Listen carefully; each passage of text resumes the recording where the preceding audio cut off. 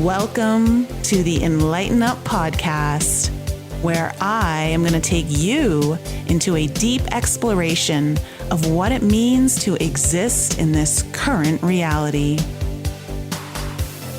We are going to raise your vibes, open your mind, expand your heart, and dive deep into the wondrous mysteries and possibilities of this lifetime. There's been a spiritual catalyst that has set in motion the awakening process of many across the globe to return to the knowingness of self and unite what has been separated. Together, we're going to bring light into that darkness. We're going to remember the joy of living. But most of all, we're going to turn up the volume of our own eternal power and do the thing we're here to do.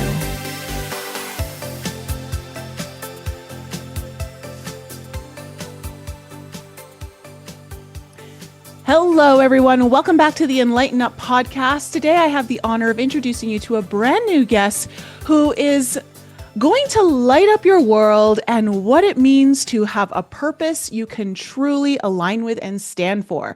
Julie Wignall is the author of The Extraordinary Power of Fireflies: How to Shine Your Light Brighter and Transform the World. It's an inspiring and powerful guide for anyone who knows they have a compelling purpose in life, but cannot get off that launchpad. They want to play bigger and or are hindered by that self-doubt. And I know so many of you have been feeling this. I think this is very common, which I'm so glad Julie's here to break it all down. She has a very, very colorful past of so many different things. And what I love so much about Julie is that she loves to bridge the gap between science and spirituality. She loves the mysticism and she loves the hardcore facts of science. But we know that our current science is a little limited. So we're going to dive deep into all of that. Julie, welcome to the show. How are you doing today?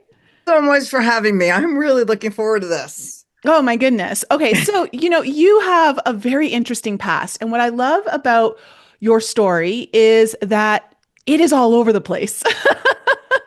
It is not something that you could put into the spiritual box of someone who's really trying to tap into that spiritual aspect of people's lives. I mean, you've gone all over the place. I have. A lot of people know, like starting when they're 5 or 6 years old, this is what I want to be for the rest of my life. I want to be a doctor. I want to be a lawyer. I was not lucky to be one of those people. Maybe I was more lucky because I wasn't. And I wasn't really sure what I wanted to do. And my advice when people is like, I don't really know my purpose. I don't know. Get out there and do something, because maybe it's not the right path, but it's going to take you to someplace new. I know. This is to go. Okay. Let me just give you an example of this, because we have a little spirit animal love going on here, because you studied marine biology, right? Now, so I, as a kid, loved marine biology. I was convinced I was going to become a marine biologist. Okay. And what's so interesting is that now, even though I never went down that path, but I actually take in certain aspects of ocean life, like whales. Okay. And just the deep, deep depth of the ocean and how that's a huge metaphor for our emotions, our psychic abilities, our ability to go into all the places that are, maybe out of reach within our soul, like at least from what our mind perceives. And so even though I never went down that route, it still plays a role in some aspect. I mean, I studied seals 3 years in a row in elementary school. I loved the show. I don't know if you know, because this is a Canadian thing, but the show Danger Bay. Yes. Okay. Yes. I loved Danger Bay, and I was like, that's what I'm going to do with my life. But you're right. There are certain paths or things that we may dive into and we don't know why we are. They may not make sense in the now moment, but down the road, everything has a very well orchestrated connecting point. That's exactly right. And that's why when people say enjoy, we always say it's not the destination, it's the journey. And we say that a lot, but nobody's really thinking about what that means. Mm-hmm. You know, I used to tell students that said, "Oh, I want to be a marine biologist, but I hate the chemistry and I can't do this and this." And it's like, that's okay. You don't necessarily need to be a marine biologist, but we need you to love the ocean. And you can possibly do more for marine biology in other fields as long as you know whether you're using it as a metaphor or, if you're working in legislation and passing new laws, you're going to keep that in mind. You're working with pollution. Whatever it is, we need that. We don't just need people who are those quote unquote scientists. We need people who appreciate it everywhere. And we need to be looking at these things in the big picture. And I explain to people a lot, we're so goal oriented in Western society. We Hmm. say, oh, you can enjoy everything after you get your degree. Oh, you can enjoy everything after you make this amount of money, after you're married, after you're this and after you're that. And it's like, it's always after.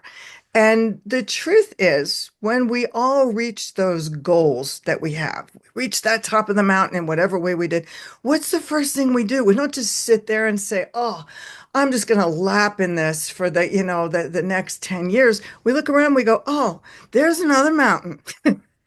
There's another. What about if I climb that? We achieve things, but as soon as we do, we want something else to achieve. And that's where we need to sit back and say, you know what? When we think about what we achieve, we think about the challenges that we had to overcome, the winding paths. Who knew I would end up here when this started here? And that's why we're supposed to truly be enjoying this along the way and celebrating all the way through. It's like, don't wait for the good stuff. The good stuff has to be now, has to be every day. And you thought that you wanted to be a marine biologist your whole life. And I'll tell you, I always loved the ocean and I always loved exotic animals. But what really took me, I had been working in national politics and I said, I've had enough. I am just totally burned out. And I went to work. My mother called it my beach bum days. I went to work as a snorkeling instructor for a resort off the west coast of Mexico. And not only did I start getting in tune with like, there's seasons in the ocean, and I'm like Hmm. learning the difference in this. But I met an older man who didn't speak English, and I pretend to speak Spanish, but I don't very well. And he would take me out into the ocean a couple of days a week and he would say and show me with his hands to go out and see what I saw and let him know what he'd see. And I come back and nothing. I saw nothing.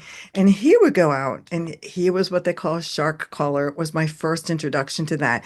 And he would sit in the ocean for 15, 20 minutes. And the next thing I knew, there were fish all around. There were dolphins. I could see nurse sharks. The water was super clear. And it's like, what is this? And how is this man doing this? And realizing this is something that really needs to be protected. I love the ocean. I love the animals in it, but I also have to be honest. I love eating fish, and Yeah, me too. I had a professor. I studied in Australia, and I had a professor who said to me once, "Are you sure you want to be a marine biologist, or maybe you just want to be a chef?" Because my first question about every animal was, "Is it edible? And what would be the best way to cook Yeah, it?" oh my God. Oh my gosh. I feel like I'm talking to like my twin sister here right now. I love fish. For me, it's like Wahoo ceviche, one of my favorites, and I lived on an island for 10 years, in the Oh, Caribbean, which is how I kind of got more of my marine biology fix. And so I agree. But like this is also understanding that all life has a purpose, all life feeds another life, in various forms. And so, your your story is so interesting.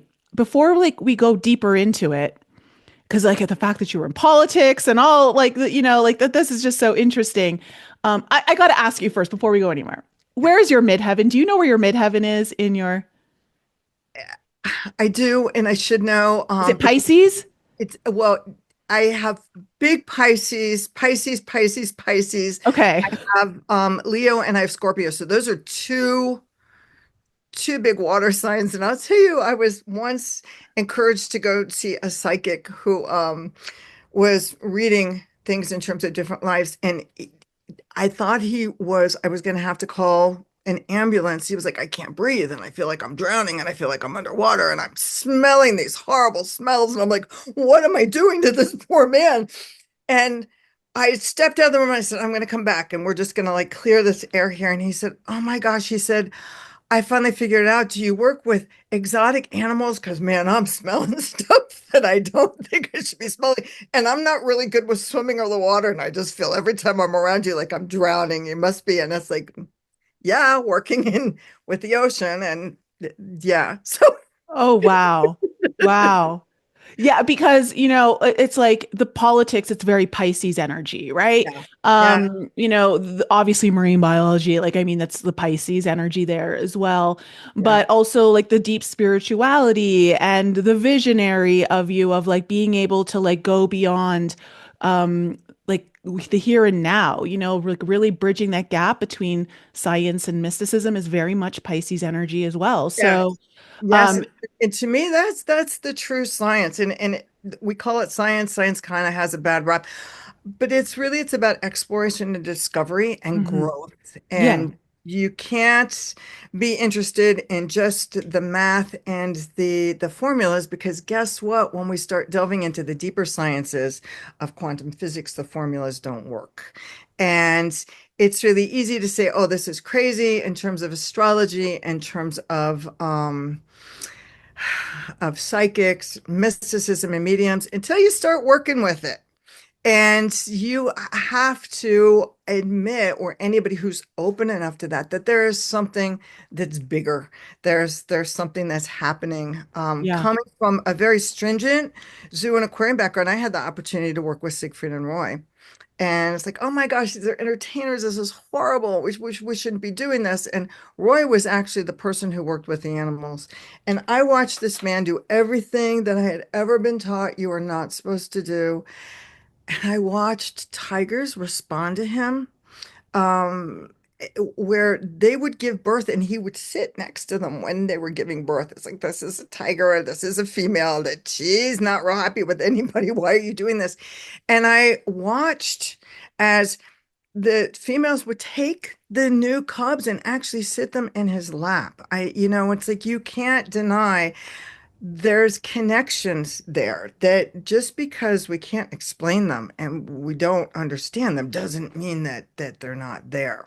But we can tune into them a little bit better. Hmm. That's where I get into and the extraordinary power of fireflies, that this concept that's called consilience, where it's like you need to look at things from all different aspects, not just the science, but you have to take in the politics, the economics, the different viewpoints, the spiritual viewpoints, understanding. In addition to all that, I've got a long background of Jungian psychology. So it's really incorporating the hero's journey. And now I also incorporate the Virgin's Promise, which is a whole new area, to take a look at this from all different Hmm. aspects because we're human beings and it's not just one way. So even in terms of my book, um, there's more than one way to the top of the mountain.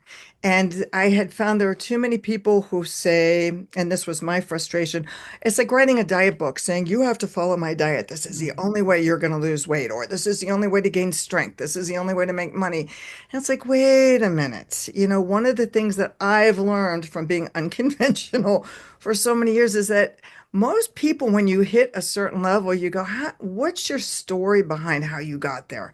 And you find most of the stories are pretty unconventional and they didn't follow that straight and narrow path. So the concept is there's more than one path to get to the top of the mountain and find your own. And pulling from Carl Jung once said, if the path before you is really clear, you're probably on somebody else's. So Oh, that's what I've been saying to my audience. I'm like, look, you all want clarity on what your next major step is or like what the vision looks like, but the vision doesn't start to appear until you're already walking the path. And that's you're like, but exactly well, what right. path is that? And it doesn't matter. It's whatever path you got to take a step on it. Yeah. That is one of the biggest, if I could go back and tell my younger self, right? Like before ever like wondering, should I do this? Should I do that? It's like, don't worry, just start walking it Yeah. because you're gonna know, even if it's not the path right? That you realize, oh, this isn't what I really want. There was something on it that shows you Yeah. where to go next. And you won't know that next until going the path that you weren't supposed to maybe take in your ego's mind. Exactly. And I believe when you just start walking, you start meeting people that you don't realize that may be helping to steer you 100%. And here's to the other another. thing too. And energy will match your energy, right? Okay. If your energy is forward momentum, trusting that even though you don't know where you're going, you're still going to step forward, you are now going to be a signature frequency match for the momentum to move forward. So, all the things are going to help you start moving forward. And I wish Exactly. people really could grasp. I know it's scary. I know everyone just wants to not make a wrong move, not spend money unnecessarily, maybe not leave certain relationships behind unnecessarily. There's all these reasons that people can come up with. But at the end of the day, it's like you can't make it perfect. Right. I have a few basic things that I use just to help people along the way.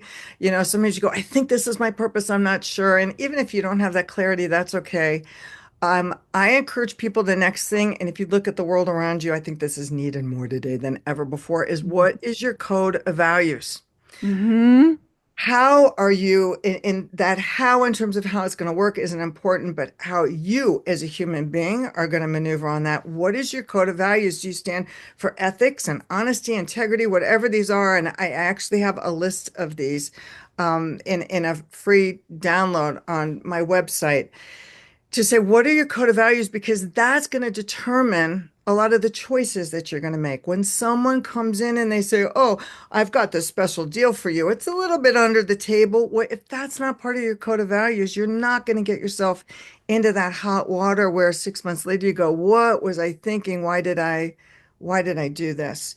Um, it defines the choices that you make. And I believe that when we work on this awareness to kind of be in this alignment with ourselves, we check in with ourselves first, then we work at being in tune with our environment to be more aware of that. Then we can ask and start asking for signs. Am I on the right path? And I joke because I'm living in the middle of the desert and I still do these things. And I was like, oh, I'm looking to go in this direction and I'm working with people, but I'm also speaking and doing training for corporations. Do I want to do training for corporations or nonprofits to help them get on? Yeah, I think this feels good. I think I do. And I'm getting dressed in the morning and I go, you know what? But I'm still questioning myself. I think I need a sign. And I have a pair coming from a background in marine biology of seahorse earrings. And I live in the middle of the desert. And I go, okay, I need a sign of the seahorse. And I'm going, this is really silly, Julie. Where are you going to see a sign of a seahorse? You're in the desert. There's nothing there. We don't even have aquarium stores here. And I walked in, and actually, I keep this on my desk. We have a library that has a used bookstore, and I just happened to walk in because there was a title that caught my eye, and it was a kid's book that had a seahorse on it. And I went, okay, there's your sign. You Hmm. never know where it's going to come or how it's going to come, but you can ask for help, and help is there. Most of the answers we have are inside of us, but the big question is what's holding us back, which is usually fear. And fear is universal. We all Yes. we all have it. And it's not something that you go, oh, just don't pay attention to the fear or put it under the carpet. To me, fear kind of works like grief. If you've ever lost someone that you love or someone very dear, it doesn't go away. You learn how to welcome it in, and it shares a place, but it deepens your compassion and it deepens your awareness if you allow it. Fear is the same way. If we welcome this in, we all have fears. Usually these are based from childhood traumas. I'm not good enough. Yeah. I'm not deserving. This isn't going to work. What if this doesn't make it? And you have a whole culture that's saying to you, oh, you can never make it as a podcaster. You can never make it as an author. We get a lot of you can'ts instead of you can do this. And it's getting in touch with ourselves inside because we do have those answers inside. And we know that we all came here for a reason. And we owe it to ourselves to live up to our commitment of why we came here. There are a lot of people who talk about well, if this was your last day, you found that you only had a day or two to live, what would you do? And I don't know about you, but I'm one of those flight or fright. I would be like a deer in the headlights. I would be, what am I doing? And I know the purpose of this is to say, get out there and live your life. And I would be sitting there just waiting and not do anything. But I found if I pivot that, and I think we all came here for a reason, and people can be really freaked out about what's going on in this day and age and what's happening in time. But I truly believe that we've chosen to be here on purpose at this specific time because the world needs us. And that we made a commitment before we were even born, when we were really little, to say, this is what I need to do to add my energy to make the world a better place. And the time to stand up because the world needs it is right now. And we have to learn to live with that fear and not let it stop us because Hmm. the world is waiting, is what I tell everybody. Yes. Well, I mean, just even with astrologically speaking, at the end of this month, Neptune is going to move into Aries. Yeah, Neptune is the big visionary, the spiritual, like it is the pinnacle of spirituality and all that you feel connected to. And it's moving into Aries, which is all about the self, your identity, stepping forward on a path that is unknown, taking that right, adventure. And this is where you don't let your spirituality be some etheric idea or concept. This is where you have to start embodying it, living it, walking the walk. And that's what the next 14 years are going to be. So it's very, very important that people start to really hone in on what their purpose is when you tie that into your spiritual understanding of who you are, those big existential questions of who am I? Why am I here? You said something very important, and I don't want it to go understated throughout this podcast. You talked about understanding your values. This is something that's very important. I have a course on navigating timeline fluctuations, and one of the things that we talk about that in there is defining your core values. It's very important. Now, this is something that's very practical. This is not mystical. This is very practical. Okay, this is very like here, 3D and now. And it's a tool you must have to also use as like your baseline for when you're getting intuition hits and signs and all of that kind of stuff. If you don't know what your core values are, you don't understand where your impact of like what means the most to you in your decision making process, right? Like, and that's where a lot of people get hung up, where they get stalled out, is where they don't know what to choose. Like, do I go this way? Do I go that way? Do I choose this or do I choose that?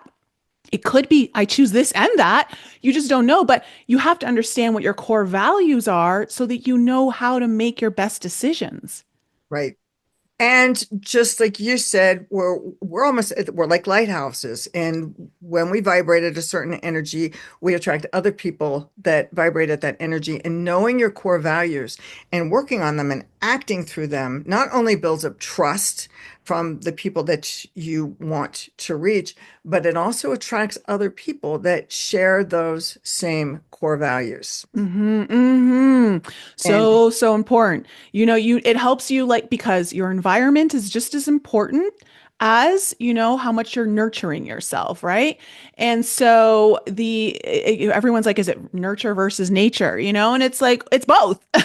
exactly, It's both. exactly, So it's like, knowing who you're surrounding yourself with, are their core values matching you? Well, if they are, you are going to find lots of things speeding up your process. Your path is going to become much more momentous and rapid in its development because you right. have the right support around you, which is very, very important. You know, okay, let me ask you this. If you could go back to your younger self Right. and your younger self is like, what am I going to do with my life? And where do I go? What would be the core message that you make sure they hear? That's so funny that you asked that. I just told somebody that yesterday. If I could go back, Yeah. my younger self, on this side, I would say you were right. The whole world said, you're never going to make it. You can't do this. This is wrong. You're too unconventional. You don't understand how the world works. And I put blinders on and I just moved forward to what felt right. And here I am at this point. If I could have given myself a message, just you were right. You know, all along. When I work with a lot of groups today, I encourage people to go multi-generational. I think this is hugely important when we're dealing with organizations or groups that want to make change. We need that, when you have a person who's in their 90s, they have a whole different appreciation about what life's about. They're Hmm. reminding us to be grateful every day. We need those people in their 70s. We need people in their 60s, in their 50s, in their 40s who are like, but this is my reality of what I'm dealing with now, in their 30s, down to the 20s. But we also need that 10-year-old because that 10-year-old is a little bit like the 90-year-old, and they're reminding us to play. They're Hmm. reminding us to enlighten up and to have fun along the way. Um, we need all of that input from all of those different areas. Yeah. And that's the other reason why for my book, why I chose fireflies. Aside from the fact that as a marine biologist, if I talked about the extraordinary power of dinoflagellates, I don't think it would have made it anywhere.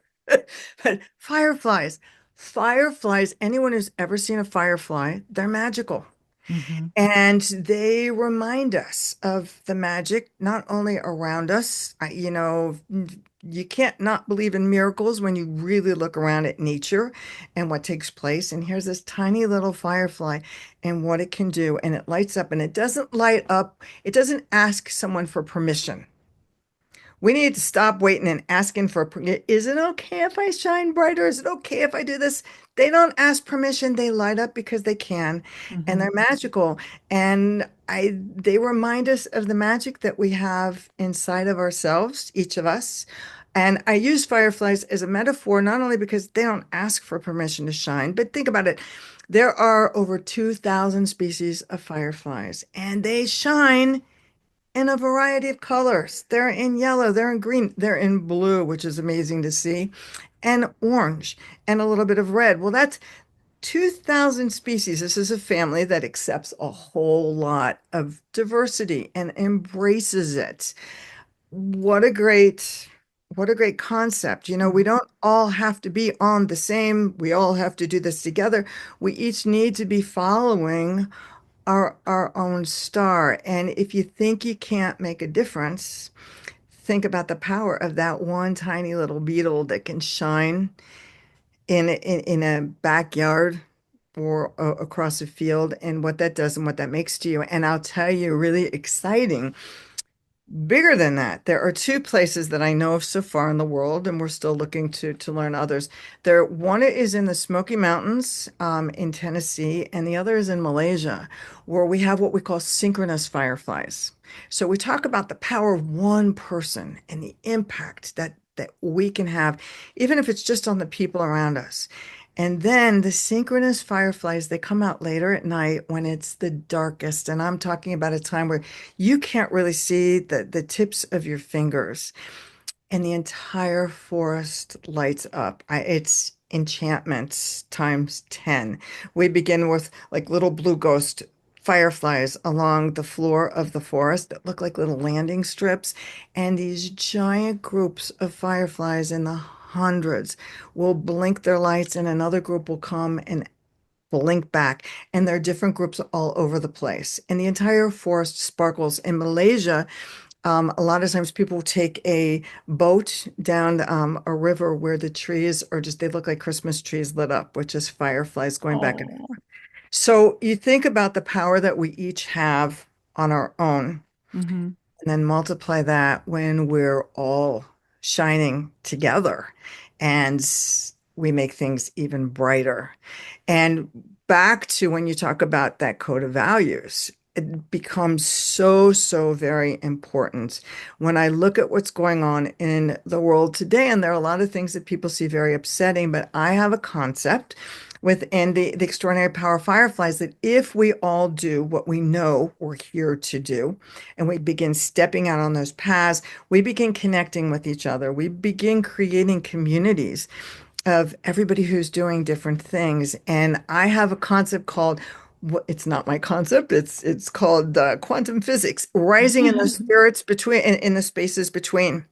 When you deal with metaphysics, which is the same thing actually as quantum physics is just catching up to metaphysics.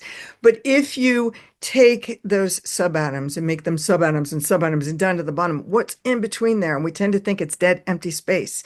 And it's not. That's where energy is. And that's where quantum physics now knows what people have been teaching yogis and Buddhists and people for how many years. It's those spaces in between where the energy is. And even more incredible is in those spaces, since the time of Einstein, we've been arguing. Does that energy work in waves or does it work in particles? And then we find, well, I'm looking through my glasses and I say to you, oh, there it's working in waves. And you go, no, I've got my glasses on and I'm going, it's working in particles. And we say, well, let's switch glasses. And as we switch glasses, I go, no, see, you're wrong. It's working in waves. And no, you're wrong. It's working in particles. And we've realized that how we view things creates that reality that we're seeing. The So observer is the beginning of reality. that's exactly right. So when you see that, it's like, yes, it's more responsibility for us, but how exciting. It means that we get to create the world that we want to live in. And it's those spaces between, that's the spaces where prayers are answered. Those are Mhm. the spaces where when you're in alignment that you're receiving, whether it's guidance, more awareness, understanding what's going on with yourself and what's going on with the world around you. And as like I said, as we do that, and we start building communities, we start changing things from the ground up, not from the top. Stop looking at the top, stop looking what everybody's doing. And we start doing this as human beings, like I said, from the ground up to really make a difference.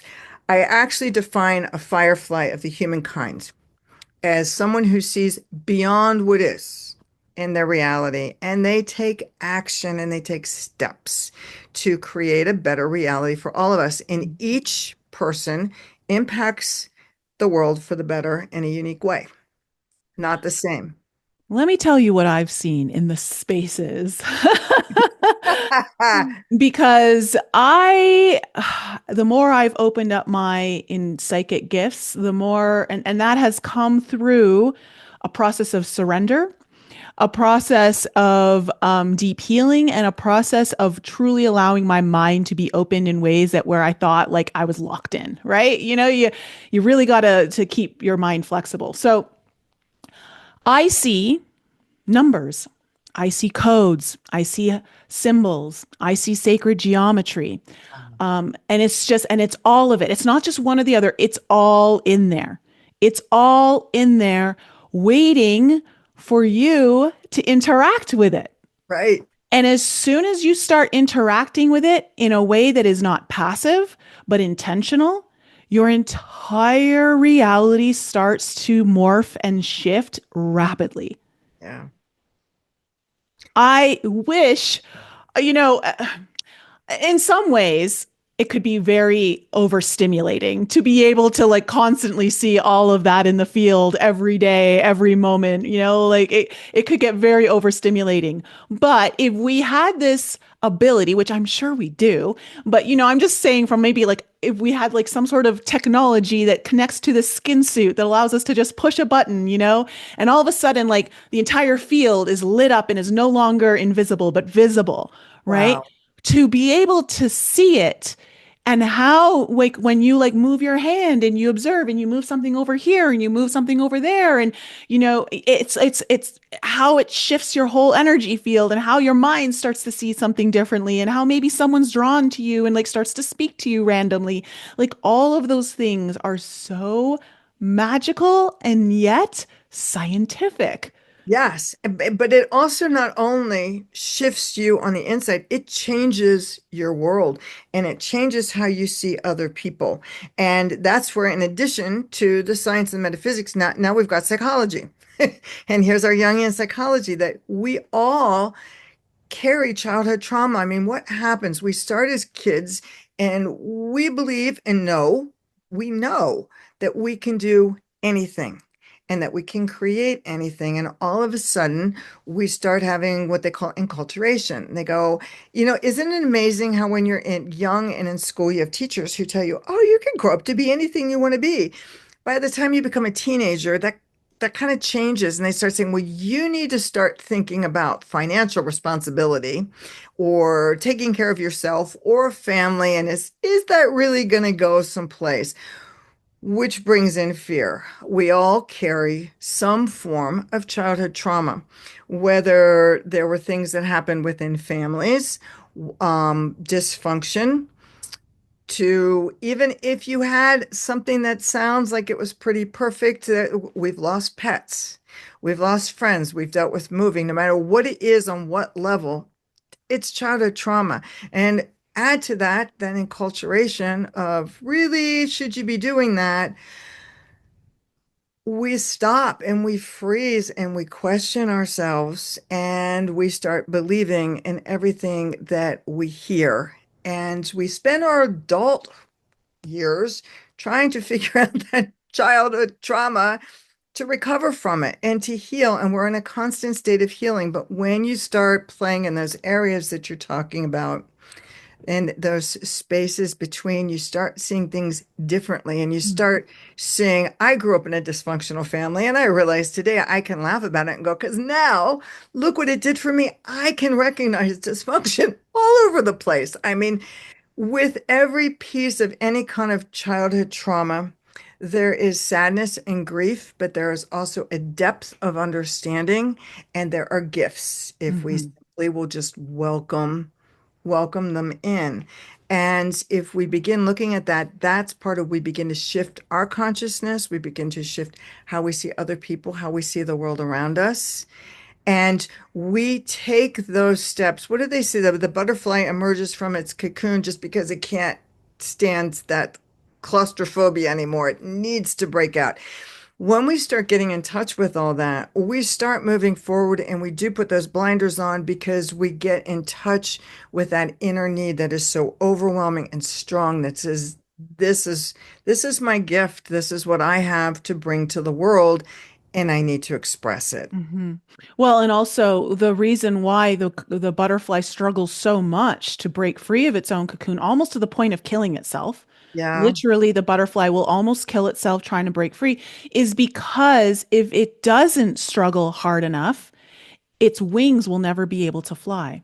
It will right. never be able to fulfill its purpose as a butterfly, which is why there is like we have these struggles, we have these pains and challenges and obstacles that we need to overcome because it is the gateway to your purpose.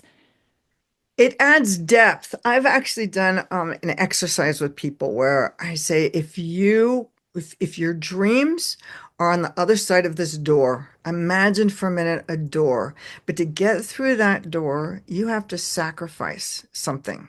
What are you going to sacrifice to open the door to get on the other side? And of course, because of our enculturation and myths and everything, we begin to think of, oh, my dog, my cat. And it's like, no, no, no, no, no. What do you have to sacrifice? Maybe it's ego. Maybe it's I gotta sacrifice my fear because if I let the fear overtake me, I can't open the door. And it's like, what is it that you need to put in a fire, in a pot, in a cauldron or whatever that you need to put aside to be able to open the door to get to the other side? And Mhm. that becomes the focus. What do you need to Yes. sacrifice? And I didn't mention this, but when I see everything in the field, they all whatever if whether it's patterns of sacred geometry, numbers, codes, symbols, whatever you want to call it, things that I don't even know what they are, okay? They're all glowing. Yeah. They are all glowing like fireflies. Well, and people glow. We don't know this. I just sent down an email on this. We glow. under certain light, if you do this, and this is no different than years ago, it became popular in different metaphysical circles to focus, and it was called Kirlian photography, where you could take a picture of a leaf. A leaf is alive, and if you took it with a certain lens, you could leave, and that picture in that infrared and infrablue and violet spectrum will continue to pulse for a good 24 hours. The picture, not the leaf, just the picture of that, because it's something alive and it's living, and the same thing with people. And we do actually glow. And Well, so there's, it's light packets of information, right? That's what we all are. We're light packets of information, yeah. kind of coagulating into our bodies and who we are and everything. And so, yeah, it makes so much sense. Well, You and know, what is light? Light is energy. yeah, exactly, And exactly. and here we are. And here we are. So, what I wanted to do before we kind of close out here is I would like to do something a little different. Okay. I would like you to reverse engineer, okay, your path to show and highlight, how where you are today and then look back what was the next thing, what was all the way to back to the beginning. So starting kind of from the end going back to the beginning to show how where you are today, where did you start? Like I want people to see the reverse engineering of what seems so random, so unaligned, Yeah, like doesn't make any sense to really understand, well, what did she go through to get here instead of like taking you to the beginning. absolutely. And moving backwards, because and it's a great question, and I think that this is the part that people don't know. In my book, I highlight 20 people around the globe that are doing amazing things, the same thing, but I give the backstory behind it. Um, Going reverse engineering, it's called a lot of disappointment, a lot of failure. And I always tell people it's okay. You're allowed to fail. You are not allowed to give up. And I believe that we need to start living more authentically. We should feel confident in telling people, I really messed up on this one, or this completely fell through. And I'm still moving forward. I always say either fail forward or fail bigger, because if we're going to bother to do that, let's do that. So Well, here I have sorry, this. just one thing about failures. I don't mean to interrupt you, No, no, no. but failures are going to give you way more information than immediate success. Yeah, You are well more equipped with a failure first off the bat than an immediate success. Trust me on that. But two, if you aren't comfortable failing, you will never be happy at the top. right. And that's one of the reasons that psychologically they've seen these kids that are in these gate programs and, for the gifted and talented, and they're wonderful, but they don't always succeed when they're done. Why? Because they have been so good and everything has worked out perfectly. They don't know how to fail. And they're terrified of making a mistake. You can't be terrified of making a mistake. I always say fireflies work on growth, not on perfection. Mm-hmm. And I tell people, go listen to when you hear these Academy Award speeches or any kind of award speech, and everybody thanks everybody, and you go, oh, this is going on so long. Why? Because we also don't succeed by ourselves. Yes. We all need help, whether it's a coach, and everybody needs a coach, a mentor, a group that's supportive that help them go. So here I have this multi-award winning book, The Mm-hmm. Extraordinary Power of Fireflies. I highlight people around the world that are doing amazing things. I'm very proud of it. I'm also proud of the fact that the people I've written about continue to inspire me like every single day. But I give the backstory that first, when going back, and I'm not going to take you all the way to the back, but to give you just some recent, the people that I've written about were not the original 20 groups of people that I had to write about. This was during the pandemic. I was working with a publisher and a group of what we call transformational authors. We're all working to transform the world in different ways. And we all had, you could tell where anybody was within their book by the breakdown that they were having that given week. It's like, oh my gosh. Um, So this is the pandemic, and it was brought to me, my code of ethics, by the publisher. They said, Julie, has anybody ever written about you? And I said, yes. Well, was the information accurate? Well, no. I mean, you hope that they get your name right. Well, if this is part of your code of values, don't you think you should be reaching out to the people that you're going to include in your book? And let them have the input. Let them know that they're going to be in the book. Let them, is this the right story? You don't want to just do a copy and paste. Great idea. I had a list of 20 people who, if I mentioned some of these names, you or your listeners would go, I think I heard a story about that, or I think I saw this in a headline. 20 people that all had names. And as I went down that rabbit hole of connecting with people and finding out, I learned that they were all fakes. That you talk about not walking the walk. And then I would talk to people connected with them, and people Wait, would say, how did you find out they were fakes? Like what was the when you start connecting with them and they say, well, I really don't have, you go, oh, this has been this major program. And, I had someone who failed in a really big way. And I said, I would love to include this because I think that we should feel more comfortable with failing and how we screw up so that we all know that that's okay.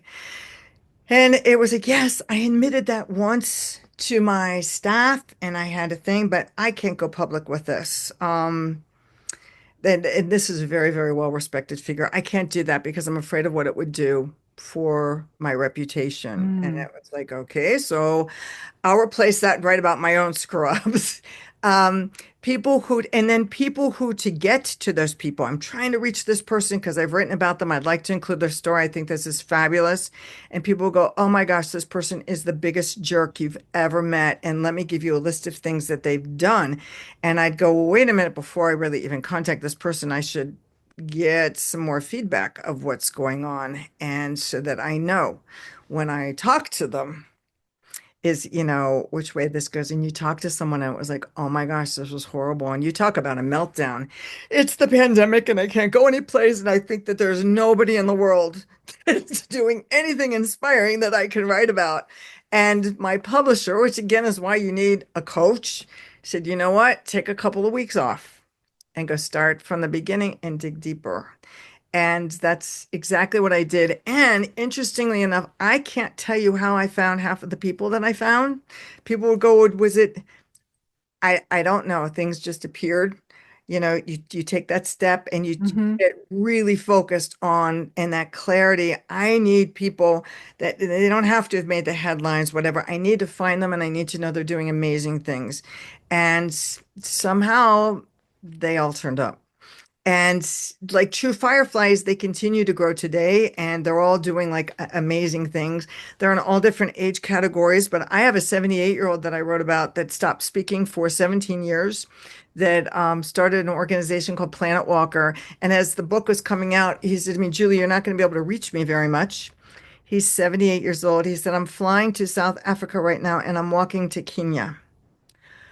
78 years old. One of the women I wrote about who's an artist, is in Perth, Australia, and she's 84 years old and just had her own one-woman art show for the first time. So it's like it's never too late.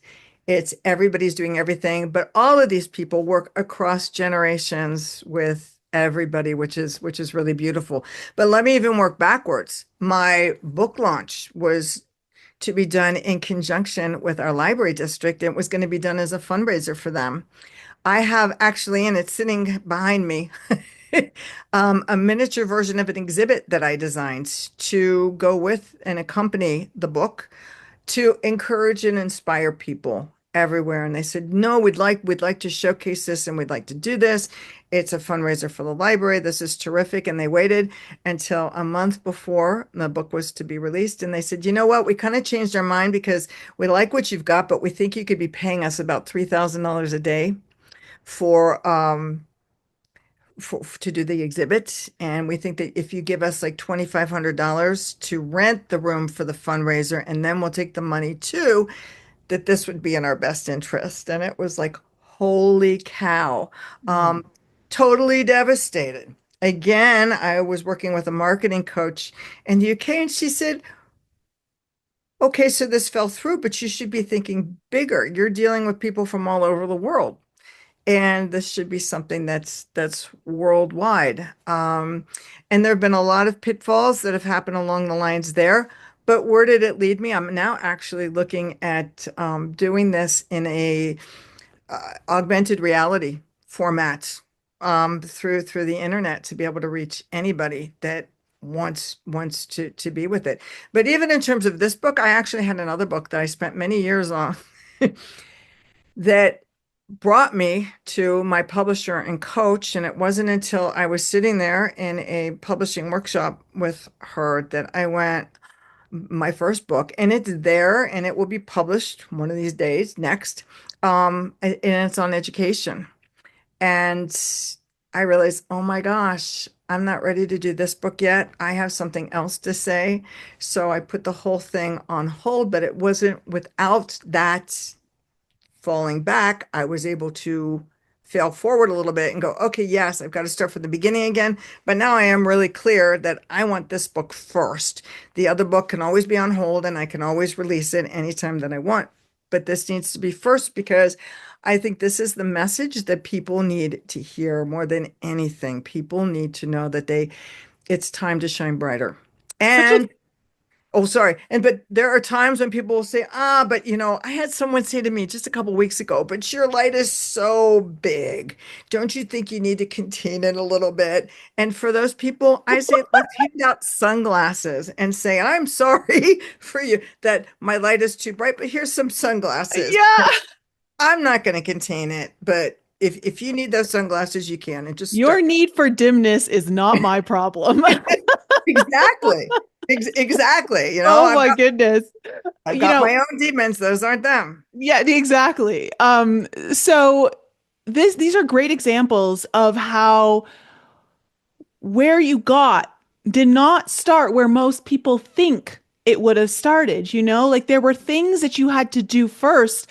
Even though you maybe didn't follow through on them, they were the doorway to something else that you Right. realized, oh, wow, this needs to come first. Or, oh, wow, this was thinking way too small. Now I have to go bigger. It's like you just won't ever know this information until you're stepping forward. And every failure Yeah. always has value. And here's another thing that I think people do. I have this a lot with clients that I coach, where it's like, I know, but I tried this and everybody said no, and I can't do it. And the doors just kept closing in my face. And this is the problem. They go, that's my sign that obviously I'm not meant to do this with my life. And it's like, stop, take a deep breath. That's your sign that you're not opening the right doors. So it's time to find there's always another path, there's always another way. And to know that if that's deep in your heart and in your soul and spirit, that this is what you need to be doing, just because you get the pushback and it doesn't work, that's not the sign to stop. It's the sign to change how you're doing it. Yeah. And when I look back on my path, it seemingly, at the time would seem so freaking random, and some people would be like, what a waste of time, what a waste of energy. And it's like, no, no, no, no, no. Just like the butterfly had to struggle to almost to the point of killing itself in order to fulfill its purpose and be strong enough to fulfill its purpose, right? I look back at some things where at the time I thought, oh, what a waste of, tens of thousands of dollars. What a waste of 4 years, like years and years, that I could have like just been putting it towards this now. And it's like, no, no, there were literal skills and knowledge that I absolutely needed before I was able to go to the next thing. And if I had gone to the next thing without those, it would have been it would have been a waste of time and money just in a different way. Right. And I always tell people nothing is ever wasted. And even Mm-mm. if oh, it took so long to do this, that's not wasted. You understand the value of patience because sometimes things take a while for everything to pull into place. There are all these new programs that everybody does, oh, let's manifest and let's manifest right now. And he'll get a car next week and $100 million next week and da da da. And I keep saying, we need more people who are doing programs calling manifesting for the rest of us. Hmm. Because it's patience and it takes knowing yourself. It takes being able to pivot, looking at things from different angles, but nothing is ever wasted. I always think about the book The Alchemist by Paul Coelho at the end, where the guy goes, all my fortunes, they were right here. I didn't have to go on this big grand adventure. And the response to that was, yeah, but wasn't it kind of more fun this way? I know. And that's where we need to start embracing it and Hmm. have fun. It's okay to fail and go, "Oh my gosh, this was crazy, ridiculous." But let's lighten it up a little bit and let's look at it and say it's not the end of the world. I'm still here. I always say, as long as I'm still here and I am still functioning and my brain is working and, knock on wood, my body is working and everything is, as long as it's here, I have no excuses not to move forward.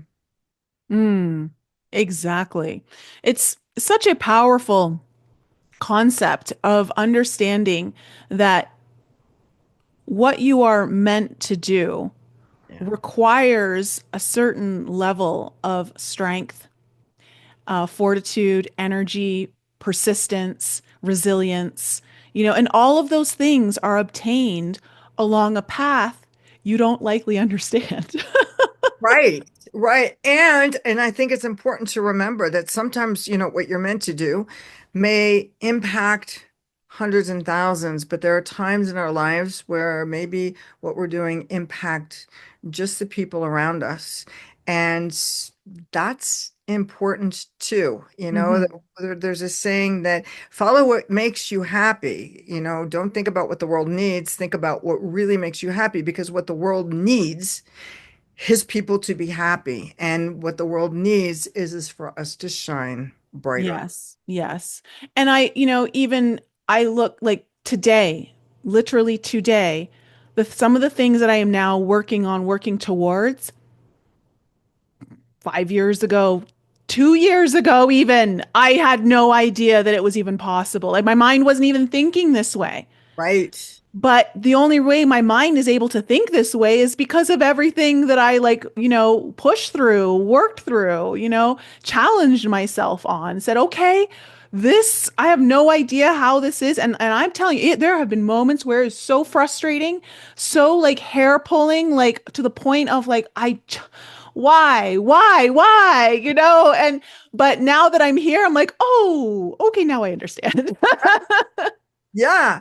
And then the next frustration comes up and you go, ah, I I did the last know. one. Why is there a new one? And it's because we're human and we keep growing and we And you need want to keep more. And when I growing. say you want more, I don't mean like material more. I mean just more of your own, what you're capable of. Like, there's more, right? That And to do, be. yeah, and you want more happiness. Hmm.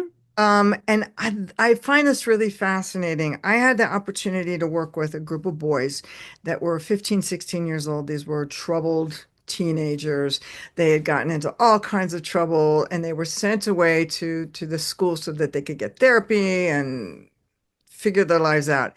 And I had a chance to run a program, nature-based with these kids that would get them credits for science while they were missing school, but to do it in a way that was just really environmental education. But the second day I was walking around with these kids, I stopped and I said, if I were your fairy godmother and I came knocking on your door and I said, I can give you everything, anything that you want, that you desire to make you happy. What would you ask for? What makes you happy? And I had a group of 15, 16-year-old boys that just stared at me blankly. And they said, and because I'm expecting they're going, oh, it'd all be fine if I had $1 million or if I was a rock star. And they stared at me blankly. And one of them said, you know what? No one's ever asked us this. And it took a couple of days, but I started getting out of them little by little. What is it that makes you happy? And the things that came out were truly authentic, heartfelt little things. One of the boys said to me, you know what makes me happy is when I'm at home and my dad and I get up on Sunday mornings and we make pancakes for the rest of the family. Someone else said, you know what? When I walk in the woods and I'm just hearing the birds and being at one with nature, that makes me happy. Once you start getting into that tune of what makes you happy, and I find the same thing when you ask adults, what makes you happy? I don't know. I don't know. Well, let's think about it. Because we do what makes us happy, and those are the things that push us through. When I'm developing a new concept and theory that we all work from a root of one of three things, and we express it in different ways. We either go from wanting to be of service, makes me happy to be of service. I like helping people, I like doing things, or it makes me happy to grow. I like learning things. And to work that way, that we come from this base of saying that, but we express it in different ways. And it's like, do you want to be of service? Do you want to grow? What are the areas that really make you feel good? And when Hmm. it makes you feel good and you're in that realm, you make the world a better place. And Yeah. I have a big thing in my book where I said, you know what? Your purpose can change. And it's not at the basis, maybe it's to serve people, but I look at how mine has changed. I started in national politics. Well, but that thing that pushed me forward was to serve people, to, make legislation better, working with national or groups and organizations. And then I went from that to learning marine biology, environmental conservation and education. But it was also to serve the environment, to serve people, to work at making things better. So what I did, and I've worked in television production. I've worked in international business. I worked finally as an executive with a corporation, a Fortune 500 corporation.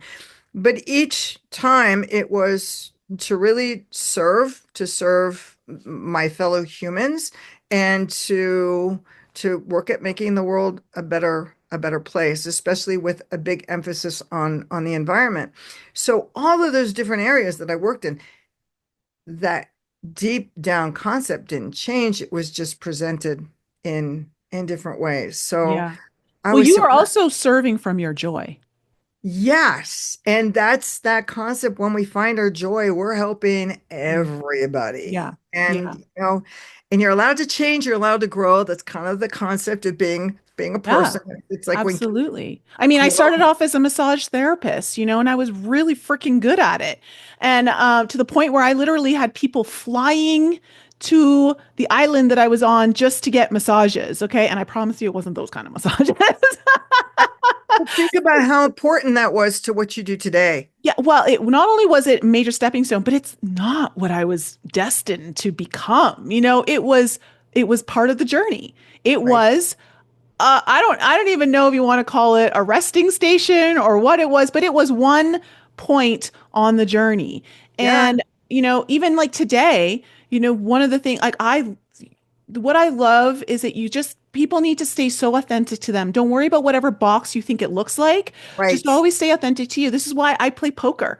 I love poker. And so when people are like, wait, wait, wait, wait, you host healing retreats and you're helping people go into their inner child and you play poker? And I'm like, yeah, and I'm freaking good at it. And I'm really good at like faking, like if I want to like, whatever, bluff out a hand or whatever. It's fun. It's fun. And it's just like that's what I love doing. And guess what? From my poker games, I've gained clients, like what it's so interesting. So it's you just never know. Don't become a version of what you think it's supposed to look like. Always Right. stay true to you and don't worry about if you think it fits or it doesn't fit. If it's part of you and your joy, it fits. Yeah. And that gets back to people go, well, I can't move forward because I don't have the right degree, or I have the degree, but it's in the wrong area, or I don't have a degree at all. This isn't about degrees. It's about education. It's about people. And it's about following your joy and what needs to be done. And we have this culture that goes, well, you're kind of like not allowed to be a multifaceted person. Well, why not? And why can't you deal with massage and mediumship and medical things and poker and everything. Mm-hmm. We want people who are multifaceted, and that's that concept of consilience, because the more different angles and aspects you have, the better the understanding of humanity. Mm-hmm. And as we do that, the higher we all rise together.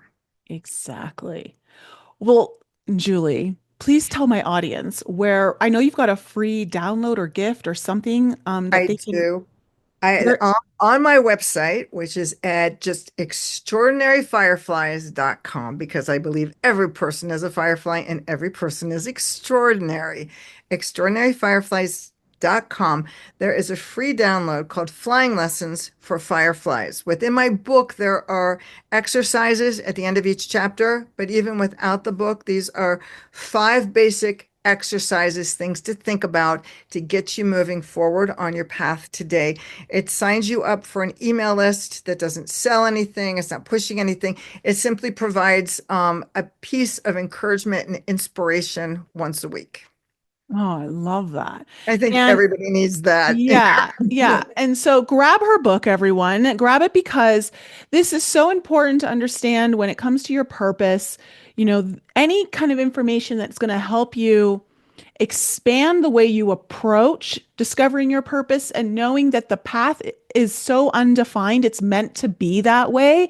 Don't look for the defining path. Like you said, if your path is very well laid out, it's not your path, it's someone else's. So it's okay. The more undefined it is, the more likely it's yours. So step forward, even though you don't know what you're stepping into. It's very important. Grab her book. I'm going to leave all of her details for social media, website, all down below in the show notes. Julie, thank you so much for joining the Thank show. you for letting me share this, and keep doing what you're doing, because Yeah. you're a Oh, firefly. well, and speaking of, even like mentioning, guys, I have my healing exit strategy now available for instant access. And this is my signature strategy that I use to give people an off ramp to their healing journey so that you're not stuck doing the same processing, the same work without the real world transformation. Okay. This is my signature method that did start with me being a massage therapist. Okay. I take everything from my journey and I put in the best things. And now you can apply it to your own healing journey to finally exit and start living real world transformation now. All right. So I'm going to teach you how to collapse time around your transformation and give you the exit strategy you need for your healing journey. That is in the link below as well. I love you guys. Have a wonderful week. And Julie, all the love to you and your success. And to my audience, yes, as well. Love you guys. We'll see you next week. Thanks again for joining me for another show on the Enlighten Up podcast. I love you guys so much for all of your continued support. So remember to raise your vibe, find your tribe, and be open to the infinite possibilities held in the mysteries that surround us all. Thanks again for sharing the show with your family and friends. And if you're new to the show and you need to find out more information about me, please head on over to my website, NicoleFrolick.com, where you can join my newsletter. And please follow me on Instagram, Telegram, and YouTube. Keep your light bright, and I'll see you next week.